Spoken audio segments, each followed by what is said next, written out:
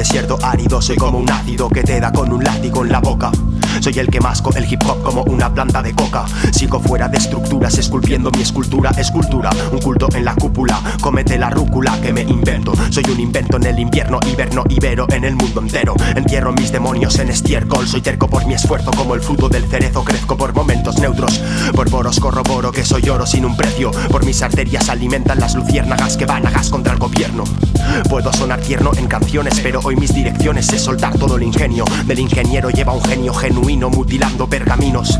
Este es mi renacimiento, formando los cimientos hasta el techo.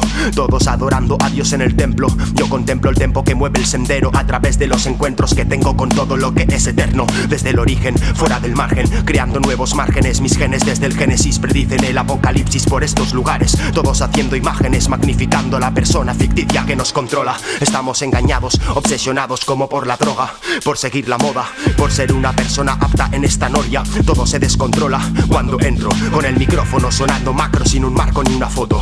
Vivo por casualidad o por causalidad, yo sé que tengo un hilo que me conecta con el rap.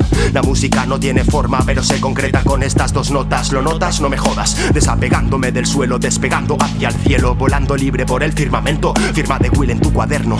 Rimas cristalinas no limitan nunca mi pensamiento, que le jodan a los maderos que no protegen al pueblo ni a mi abuelo.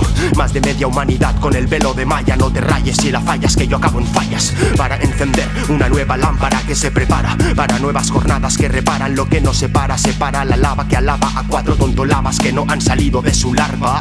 Escarba la membrana, mengua tu rabia y cabalga como una yegua por el agua de tu alma. Tambalea cuando es necesario. Escucha el tambor que aletea el té que te sostiene desde el vientre por toda la galaxia. La vida se trata de no caer en trampa, subir tu propia rampa. La vida se trata de eso, no pelearse por el queso. Por eso yo soy ese cabrón que te dice hola y adiós en una canción. Soy un poseso, desde los huesos hasta el corazón. Mi adrenalina por estas vitaminas líricas hacen una reparación. Abren el caparazón para encontrar mi opción. Es desde la introducción al apéndice. Aprendí a rendir y del nudo descubrir lo que quiero transmitir, que és una improvisación por la street. Time to move, surfejo perquè si pel vinil.